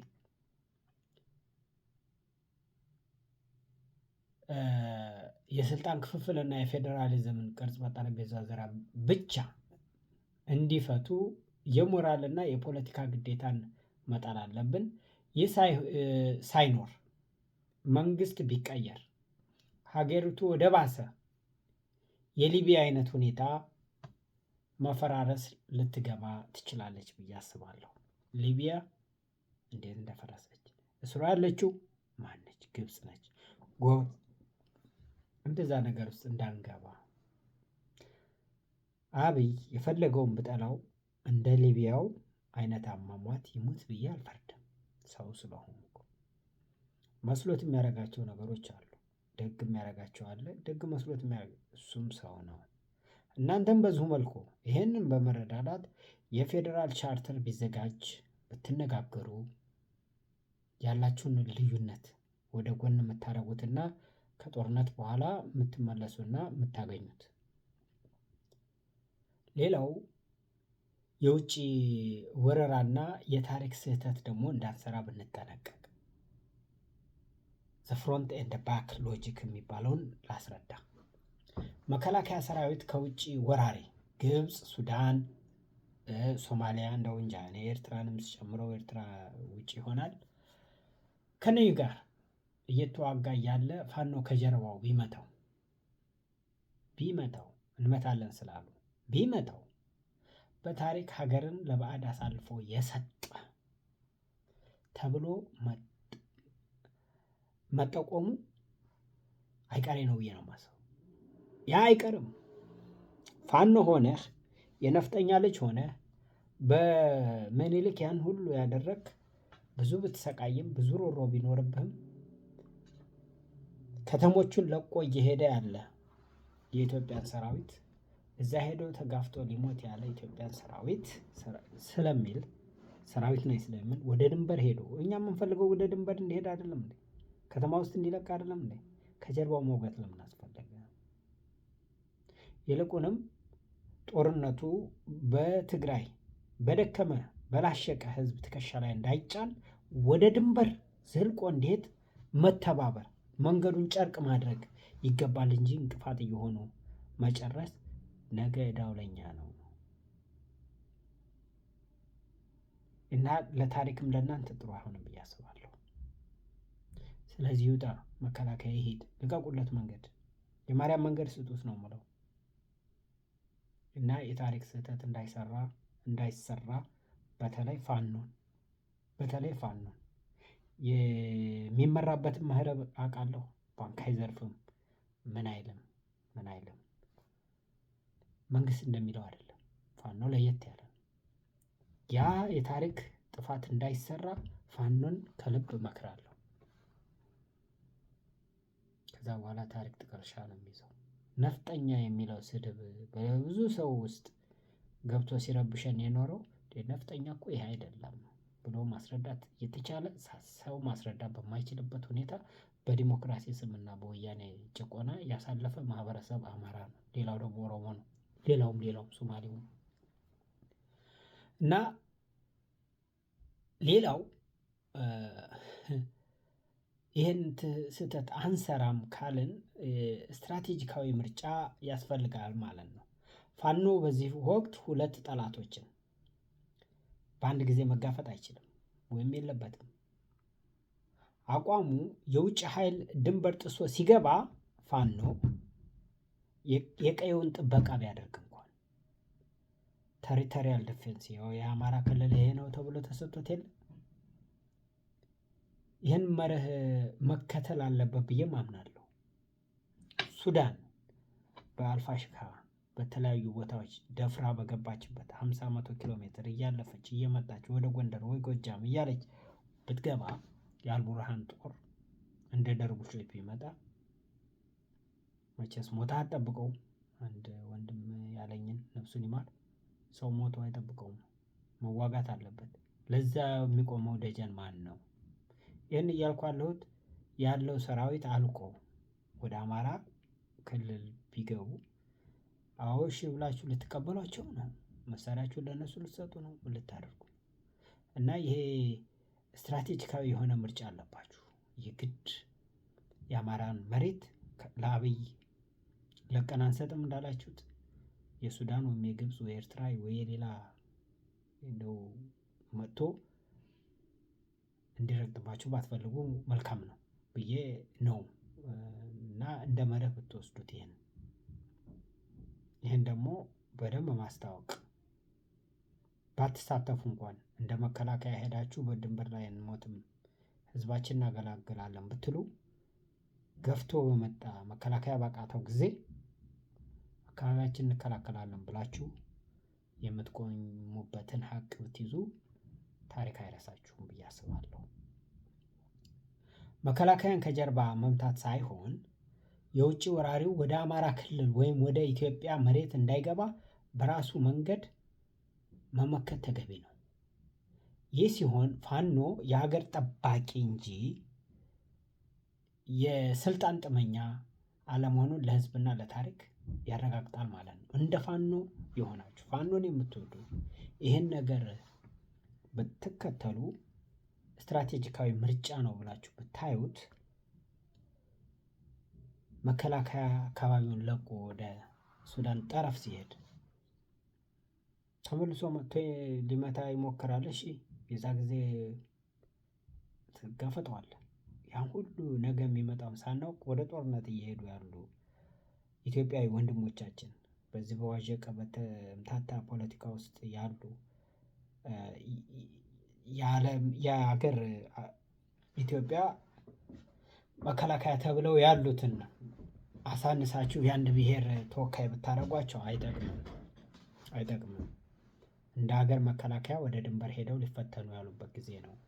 ያንን ጊዜ በማሰብ ስትራቴጂካዊ የሆነ ምርጫ ስታደርጉ ፋኖ አካባቢውን መጠበቅ መከላከያን ጥሶ የሚመጣ የውጭን ሀይል መምታት ራሱ ከባድ እና ጥሩ ነገር ነው ያስባለሁ። ይሄን እንደ ምክሬ ቢሆንልኝ እና ይሄን ከተደረገ የሀገር ጠባቂነቱ ስሙም እንዳለ ይቀጥላል ማለት ነው። እኛም አናፍርም ወደፊት እንደ ኢትዮጵያዊ ፋኖ የአማራ ፋኖ የኦሮሞ ፋኖ የደቡብ ፋኖ አገር ጠባቂ ማለት ነው። ሌላ ነገር የለውም። ነፍጠኛ የተባለው መሳሪያ ስለሚሸከም ስለያዘ ነው። አማራ ሀገር መሳሪያ የሌለው ሰው የለም ነበር። ሰርግ ላይ ምን ላይ ታዩታላችሁ? ሁሉም ገበሬው ሁሉም አለው። ያንን ትጥቅ ፍታ ማለት ከብዶታል። መንግስት ቢያስብበት ጥሩ ያልሆነ ነገር ነው። እንዲህ አይነትም የውጭ ጠላት ይመጣል። በየገበሬው ያለው መሳሪያ አንዳንድ ጠላት ይዞ ይወድቃል። ስለዚህ መንግስትም ብታስብበት የትጥቅ አስፈታለሁ ሌላም ተጨማሪ ነገሮች አላስፈላጊ ናቸው። እሱን ተራምዶ አሁን ለመጣው ለኢትዮጵያ አደጋ እውነት ኢትዮጵያዊ ከሆንክ ኢትዮጵያን እወዳታለሁ ትል የለም አብይ አህመድ እና ጓደኞቻችሁ እኔ አንቱ ለማለት ታናሼ ስለምትሆን ነው እንጂ እንደ ፕራይም ሚኒስተር አንቱ በል ደስ ይለኛል። እሺ እርስዎ ልበል ለክብሩ ለቢሮው ሲባል እያመመኝ ቢሆን ግን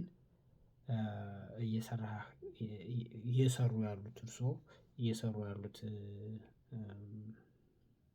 ውሳኔዎች ለኔ አልገቡኝም ስህተት ናቸው። ከዛ ማማ ላይ ወርዶ እንደዛ አይነት ውሸታም ተብሎ መቆየት ራሱ በጣም ያስጠላል። እና እስኪ ታሪክ እንዲስተካከል ምናልባት ለአንዴና ለመጨረሻ ጊዜ ይሄን የውጭ ሀይል እንከላከልና ከዛ በኋላ ማን በስልጣን ላይ እንዲቆይ ማን ጀብደኛ ማን ነዋሪ ማን ሟች እንደሆነውን እግዚአብሔር ይፍረድ። እግዚአብሔር ይለው የለ የትኛው ነው ብለን እንይ። እና ስም ስላነሳው ይቅርታ። ሌላው ሶስተኛ ለፋኖ ህልውና የሚበጁ 4 እርምጃዎች ብዬ ያዝኳቸው ሰርቫይቫል ስትራቴጂዎች አሉ። ምክንያቱም ይሄ መንግስት እና ፋኖ ያሉበት በጣም ከባድ ነው።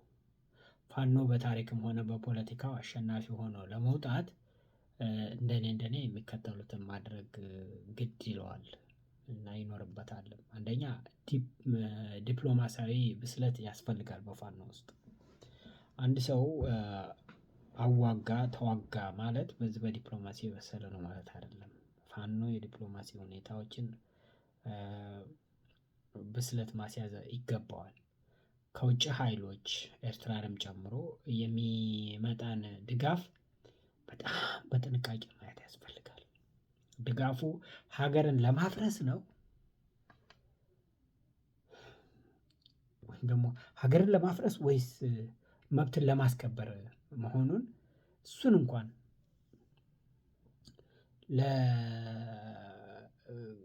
ምን እንደሆነ ለአለም አቀፍ ማህበረሰብ ማስረዳት የመከላከያ ሰራዊትን ከመንግስት መለየት የመከላከያ ሰራዊቱን ለዩ። አሁንም መሪዎቹ ኦሮሞዎች ሊሆኑ ይችላሉ። ድሮ የትግሬዎች ነበሩ። በነበረው በመንግስቱ ኃይለማርያም ደግሞ እንደዛ ምናምን ብቻ ግን እስኪ የአንድ ብሔር ስም አትስጡት፣ ለጊዜው ተዉት። የመከላከያ ሰራዊት ነው ብላችሁ እንደ መከላከያ ሰራዊትነቱ ወደ ድንበሬ ሊሄድ ነው ብሏል። ድንበሩ እስከሚሄድ በየከተማው ሲወጣ አትምቱት፣ አትምቱት። ይሄድ፣ ጀርባውን ሰጥቷችሁ ይሄድ። ከጀርባው አይመታም። በአማራ የሌላውን አላውቅም። በአማራ ስሪት የሞራል ሁኔታ ጀርባህን የሰጠህን ከኋላ አትመታም። ማንም አይመታም። ተውት፣ ይሄድ። በሰላም ይልቀቀውና ይሄድ። ለጦርነት ነው የሚሄደው፣ ለጦርነት ነው ያርግት ነው። ማን አሸነፈ ማን ተሸነፈ በዚህ ጦርነት ላይ ጥቅም የለውም። ህዝባችንም ይብቃው ነው የምለው። ስለዚህ መከላከያ ሰራዊትን ከመንግስት መለየት ፋኖ ጠቡ ከስርዓቱ ጋር እንጂ ከመከላከያ ሰራዊቱ ወይም ከተራ ወታደሩ በግድም ሆነ በውድ የገባ የድሃ ልጅ ጋር እንዳልሆነ በተግባር ማሳየት አለበት።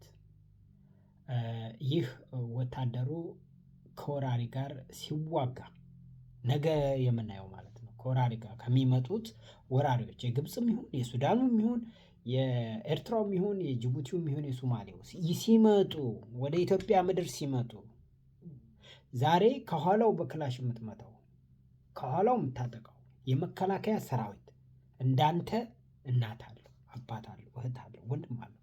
ይሄንን መተህ ጥላው ነገ ብቻህን ነው የምትቆመው። በሱ ሬሳ በሱ አጥንቱ ይወጋል። ስለዚህ ወቅቱ ተቀይሯል። እስካሁን ተዋግታችኋል ፋኖች። አሁን መከላከያ ወደ ድንበሩ እየሄደ ነው፣ አገር ወደ ማስተዳደር ወደ ተለያየ። ስለዚህ የሲቪል አስተዳደርን መዘርጋት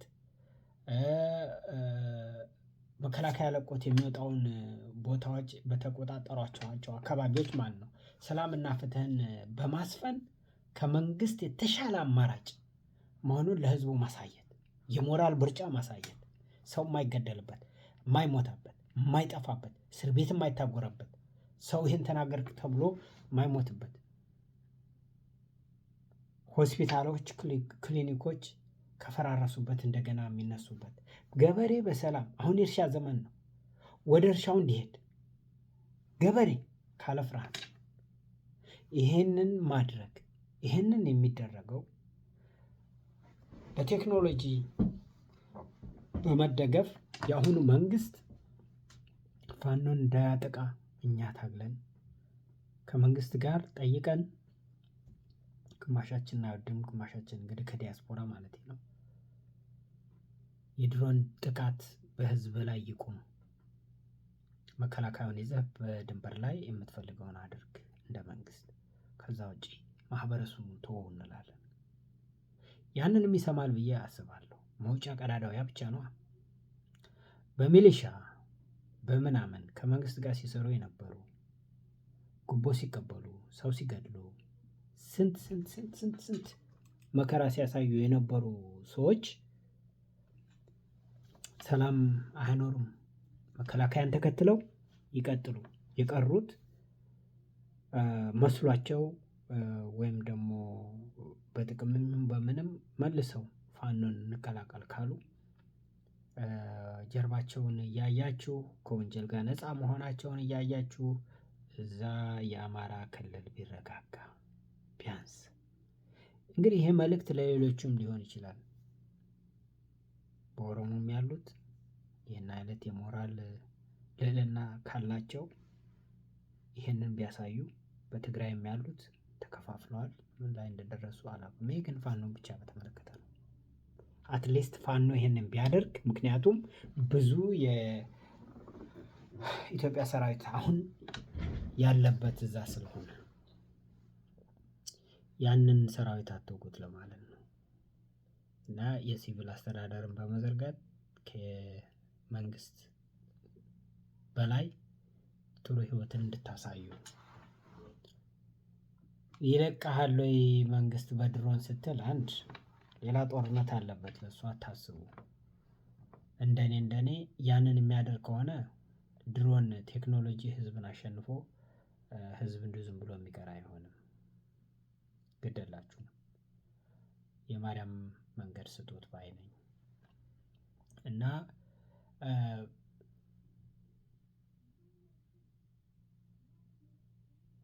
ይሄ የሰላም ቀጠና መስጠት በጦርነት ውስጥ ቢሆንም እንኳ ከሌሎች ብሔረሰቦች ጋር ደግሞ ያላቸውን ግንኙነት በንግግር መያዝ ተገቢ ነው። እና በአጠቃላይ ታሪክ የሚደገመው ካለፈው ስህተት በማይማሩት ላይ ነው ብዬ አምናለሁ።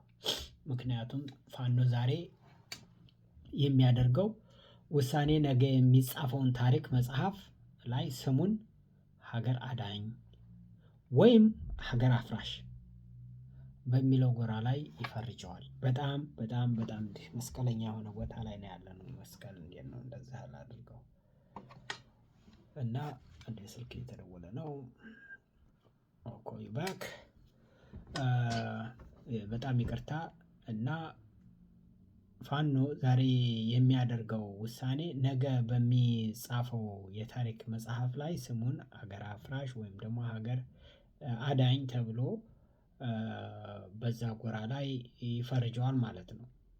የጋራ ማኒፌስቶ ለነገው ሰላም ዋስትና ሲሆን በውጭ ወረራ ወቅት የሚወሰደው ጥንቃቄ ደግሞ ለታሪካዊ ተቀባይነቱ ወሳኝ ነው።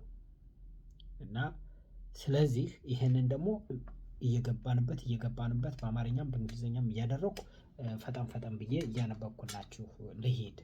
የጋራ ማኒፌስቶ ውስጥ ሊካተቱ የሚገባቸው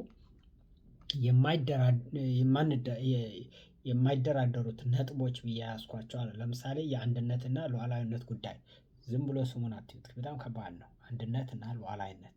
አንድነትን የጠላችሁ ለብቻ እየተነጠልክ ትመታለህ። ሉዓላዊነት ማለት ሀገር ሶቨርኒቲ ማለት ነው። እነሱ ላይ እንድንወያይ እፈልጋለሁ። እና አሁን በዚህ ላይ ወይስ የፋኖ አመራሮች ስለዚህ የታሪክ አጋጣሚ ያላቸውን ዝግጁነትና መመልከት ይሻላል። ኒንጃ ብቻ to build a bridge between military survival and historical legacy, ፋኖ and similar internal actors must navigate the dual threat of a failing central government and encroaching foreign enemies. So below are the non-negotiable points for a common manifesto and a strategic framework for foreign invasion, presented in both English and Amharic. I touched it a little bit. 1. The common manifesto. The day after agreement. To prevent Ethiopia from becoming another Libya or Somalia, all internal factions, FANO, TPLF, OLA, etc. must agree on these non-negotiables before the government changes. I am mixing this English because there are factions who do not understand. Anyways, the common manifesto, the day after agreement የምንለው to prevent Ethiopia from becoming another Libya or Somalia, all internal factions, FANO, TPLF and OLA, etc. must agree on this non-negotiable before the government changes. Territorial integrity. Agreement that Ethiopia's international borders are sacrosanct and cannot be altered by force. The other is monopoly on violence. A commitment to a single professional national defense force that is depoliticized and ethnic neutral after the transition. The table, not the gun. Clause. This clause, all pending land and administrative disputes, example Wolkayet, Raya, etc., must be settled through illegal, constitutional or referendum based on process, not through militia skirmish or what have you. If those who do not like the referendum, see what else you can find.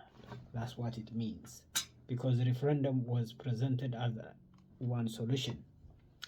Then you have interim civilian governance, a commitment to a transitional, a technocratic government that includes all stakeholders to organize a free election. 2. Foreign invasion strategy. The shield and sword policy. If Egypt, Sudan, or Eritrea attack, Fano faces a choice: help the invader, stay neutral, or defend the land. The strategically right side of history is the shield and sword. The shield, internal.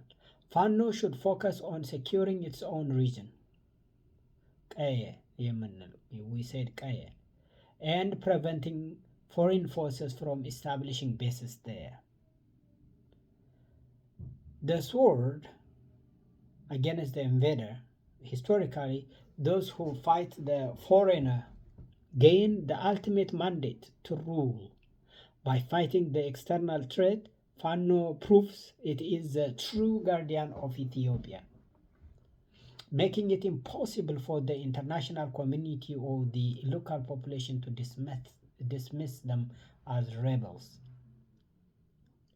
So no backstabbing. Attacking the ENDF, Ethiopian National Defense Force, while they are fighting Egypt or Sudan would be viewed as high treason by Ethiopian public for generations.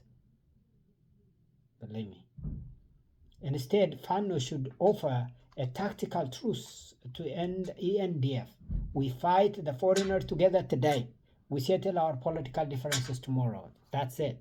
There's no more backstabbing. In Amharic,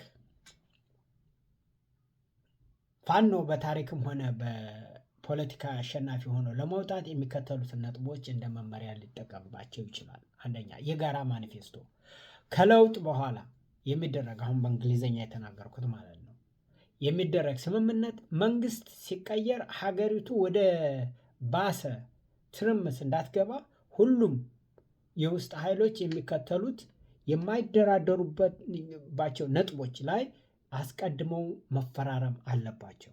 የማይደራደሩበት ነገር የድንበር አንድነትን ስንመለከት የኢትዮጵያ ዓለም አቀፍ ድንበር የማይገሰጽ መሆኑን መቀበል፣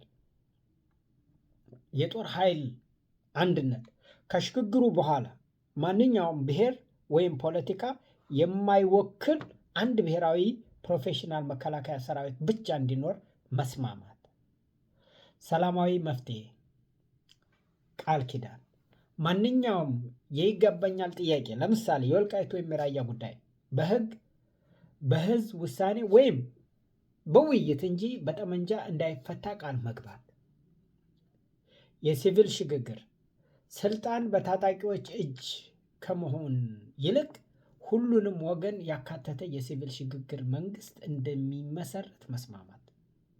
ሁለተኛ፣ የውጭ ወረራ ስትራቴጂ ጋሻና ሰይፍ የሚባለው ማለት ነው። ሺልድ ኤንድ ስዎርድ ብለን ያልነው ግብፅ፣ ሱዳን ወይም ኤርትራ ጥቃት ቢሰነዝሩ ፋኖ የታሪክ ስህተት እንዳይሰራ የሚከተለውን ስልት መከተል አለበት። ጋሻ መሆን፣ ፋኖ የራሱን አካባቢ ወይም ቀየውን ከውጭ ወራሪ የመከላከል ኃላፊነት መውሰድ አለበት። ይህ የሀገር ባለቤትነት መሆኑን በተግባር ያሳያል። በጀርባ አለመመታት፣ መከላከያ ሰራዊት ከውጭ ጠላት ጋር እየተዋጋ እያለ ከጀርባ መምታት በታሪክም ሆነ በህዝብ ዘንድ እንደ ከፍተኛ የሀገር ክህደት ይቆጠራል ብዬ አምናለሁ። ፋኖ ዛሬ ሀገርን ከውጭ ጠላት በጋራ እንከላከል፣ የፖለቲካ ልዩነታችን ነገ በጠረጴዛ ዙሪያ እንጨርሳለን፣ ለተወጉ ለተገደሉ ወገኖቻችን ፍርድ እንጠይቃለን የሚል ጊዜያዊ የተኩስ አቁም ማወጅ አለበት። ይሄ የማይቀር የውጭ ወረራ እየመጣብን ስለሆነ ሶሪ ትንሽ ቀዝቃዛ ስለሆነ ነው። የታሪክ ባለቤትነት በታሪክ የውጭ ወራሪን የተዋጋ ኃይል እንደ ነፍጠኛ ያልነው የምኒልክ ሰራዊት ማለት ነው። ወይም ደግሞ በድሮ በ16ኛው መቶ ክፍለ ዘመን የነበረውን ሁሌም የሞራል የበላይነት እና የህዝብ ድጋፍ ያገኛል ብዬ አምናለሁ። ፋኖ የኢትዮጵያ እውነተኛ ጠባቂ መሆኑን ካሳየ ከጦርነቱ በኋላ የሚኖረው የፖለቲካ ተሰሚነት እጅግ ከፍተኛ ይሆናል ብዬ ነው የማምነው። In English again, to solidify these strategies into a working document, here are two draft templates. These are designed to be used as a basis for high-level discussions, that is between Fano leadership and other internal factions, and potentially the ranks of the ENDF. Document 1, the tactical truce statement የጊዜያዊ ተኩስ አቁም መግለጫ የሚባለው ማለት ነው። This is for use in the event of a foreign invasion, Egypt, Sudan, etc., to ensure Fano remains on the right side of history. Yes, we have been bombed, we have been slaughtered, we have been killed. Remember,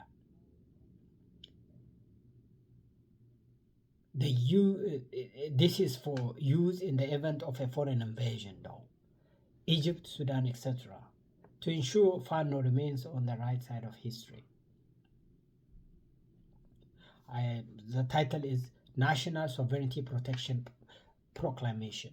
Those people who can understand non-Amharic speakers in English, this is what I am telling my colleagues, my people who are Fano. Unfortunately, I have to belong into one of the ethnic groups if I say I'm Ethiopian, right? Don't blame me. I have a little bit of feeling for this or that. Injustice everywhere, though, is my problem. But anyways, forget about that. Now we are discussing this National Sovereignty Protection Proclamation. Let me read it. Recognizing that our political struggle is with the current administrative system and not with the existence of the Ethiopian state, and understanding that a foreign invasion by anyone threatens the very soil our ancestors died for. Immediate tactical cessation. We hereby announce a unilateral tactical truce against the ENDF, Ethiopian National Defense Force, specifically for the duration of the foreign threat. No backstabbing policy. We pledge not to attack the rear of the National Defense Force while they are engaged with foreign invaders on the frontier or the borders. And autonomous defense. Fano will mobilize to act as a regional shield, defending our or territories and blocking any foreign advances through our lands. The afterwar clause. Our political demands remain unchanged. Once the foreign threat is repelled, we return to the table or the field to resolve our internal governance issues, but we refuse to let a foreigner decide Ethiopia's fate. Document 2, the National Survival Charter ወይም ደግሞ የብሔራዊ ህልውና ቻርተር የሚባለው ማለት ነው። የሁለት አማራጭ ነው። These are two documents. This is a common manifesto to prevent civil war after a government change. Draft title, The Day After Transition Framework. We, the undersigned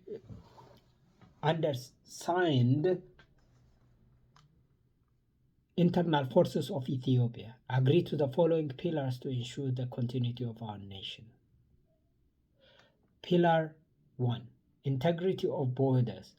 No internal dispute shall justify the invasion of foreign military intervention or the cessation of territory without a constitutional peaceful process. Pillar 2, professionalism of arms.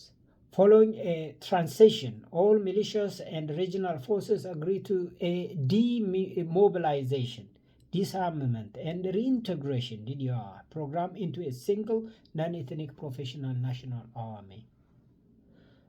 Pillar 3, legal resolution of land. All administrative and ancestral land disputes, including Wolkite, Raya, etc., should be frozen and settled via a neutral judicial commission and local referendums within 24 months of transition. Pillar 4, inclusive governance. No single group shall replace the current administration. A transitional council of technocrats will govern for a set period to prepare for a truly free and fair national election. See, this is the English version. What is this strategical ፋይዳው ምንድን ነው? የስትራቴጂክ ቫሊዩ ለሚቶክ ኢን አምሃሪክ እነዚህ ሰነዶች ለፋኖ አመራሮች የሚከተሉትን ጥቅሞች ይሰጣሉ ብዬ አስባለሁ።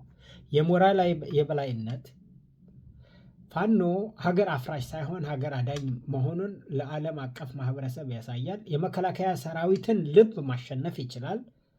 ተራው የመከላከያ አባል ፋኖ ከጀርባ አይመታኝም ብሎ ሲያምን ለመንግስት ያለው ታማኝነት ቀንሶ ለፋኖ ያለው አክብሮት ይጨምራል። ክብር ነው። የወደፊት ዋስትናም ይሆናል። መንግስት ቢቀየር እንኳ ሀገሪቱ ወደ እርስ በርስ እልቂት እንዳትገባ አስቀድሞ የጨዋታ ደንብ ያስቀምጣል ማለት ነው። በፊት አሁን ያነበብኩላችሁ። So this is a sophisticated and highly pragmatic strategy in my opinion. But it is what the military call it, and the historians especially in military call it a strategic decoupling.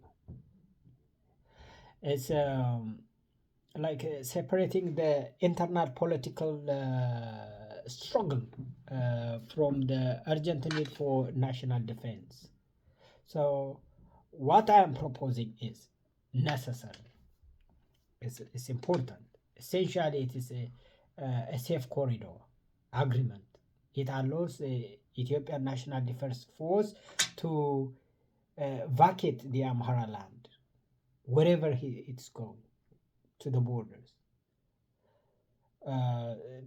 That is to face the external threats without being depleted by guerrilla warfare on the way out. You are killing the National Defense Force on the way out to the border, maybe to Sudan or somewhere. Why you kill them? It's pointless. If they are living, let them live. That's why you are fighting for, correct? I'm asking you, as a Fano leader, as Fano, is it not what you want? You don't want a national defense force deployed in a city and they are living. Let them leave. They have another mission. We should do that. I believe that. But in simultaneously allowing Fano to consolidate and secure the region internally.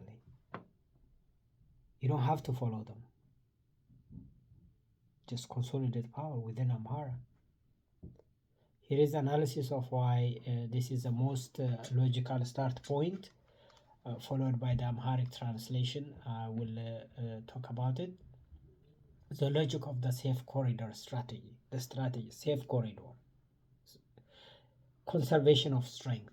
If Fano attacks the Ethiopian National Defense Force while they are retreating or redeploying to the border, both sides lose seasoned Ethiopian fighters who will be needed to stop a foreign breakthrough later.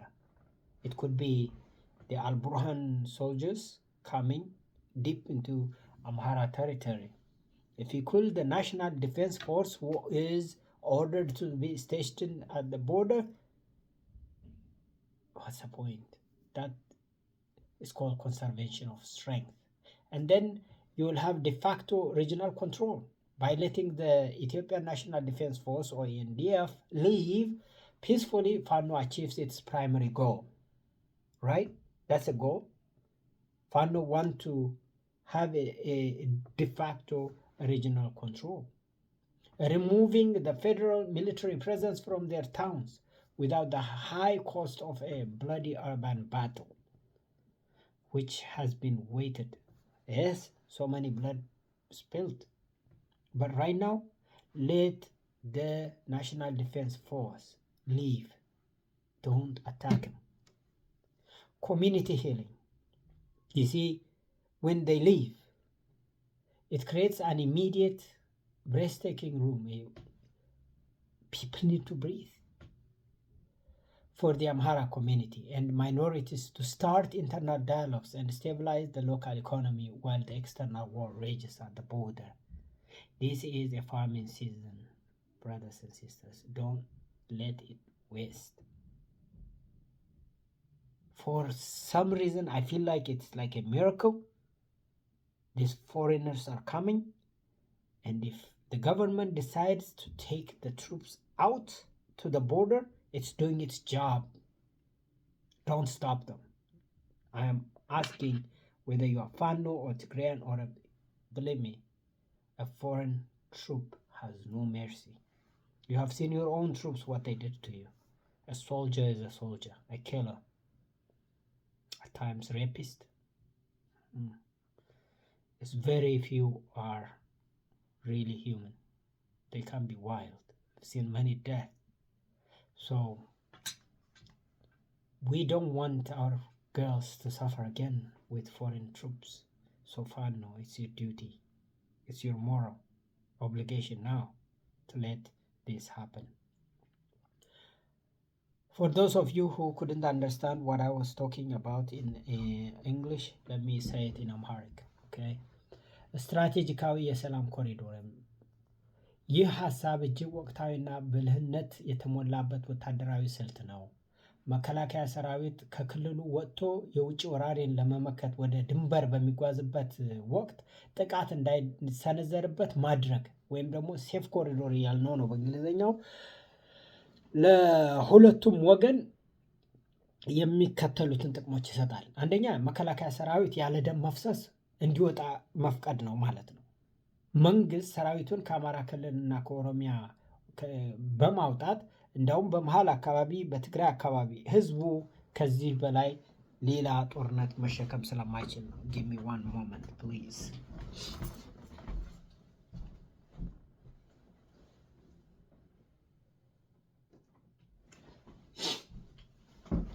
ትንሽ ቆየሁበት but I gotta do it. All right.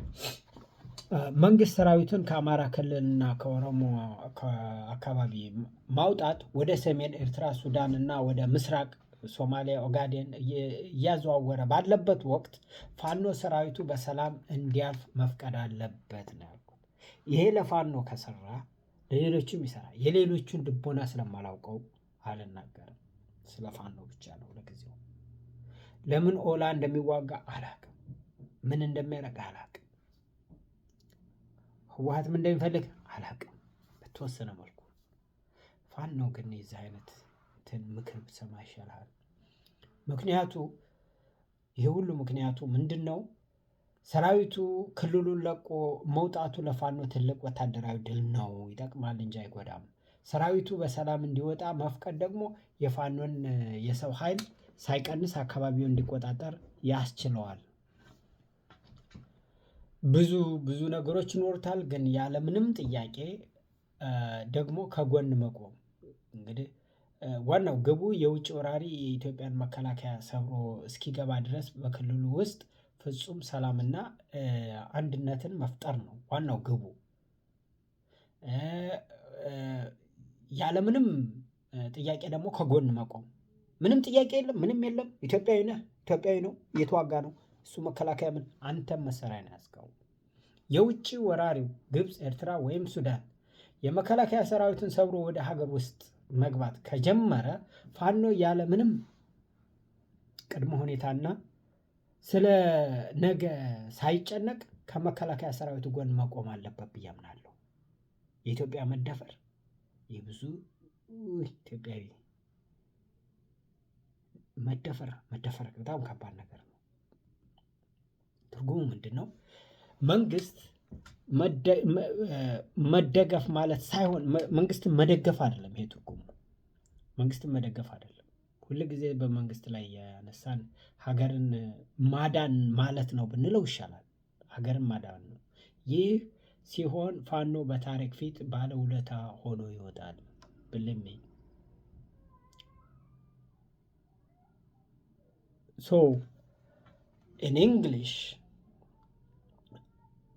it also can be a deterrent. In English, to make this reality, Fano could issue a brief, powerful statement like this, okay? to the rank and file of the ENDF. If your mission is truly to defend the borders against foreign invaders, Egypt, Eritrea, Sudan, we will not fire upon you as you exit our lands. We grant you a safe passage to the front lines. Our fight is with the system, not with the survival of our nation. Defend the borders, we will secure the home front. If the invader breaks through, we will stand as your iron reserve. We will set that aside and focus on a direct engagement model, okay? Between the so by saying that word, we're setting aside the and focus on a direct engagement model between the unified FANO command and those actually holding territory and then the ENDF leadership. Yeah, you don't like many of those leaderships, but you gotta do this. It is better. So this is what I thought will work, and this is what I advise. Again, my name is Abebe Nagash on behalf of Ethiopian Hearts for Peace and African Hearts for Peace. Here is one more gift for you. If you have been listening to me for this long, because I am a little bit drawn to Fano, I emphasized on Fano more. If you are a diaspora or some kind of elite, you better work on this kind of narrative with their own ethnic groups, because communication can be difficult for now. If Oromo Liberation Army can listen to the same narrative like we're discussing, any attack in that area can be well defended. And eventually we will start to think together we are strong and nobody dare to attack us. And together we can rebuild. We made mistakes and we're still making. If we can't learn from that and use this opportunity to get together, it will be difficult. But regardless, whether TPLF, OLA, or any other armed group in Ethiopia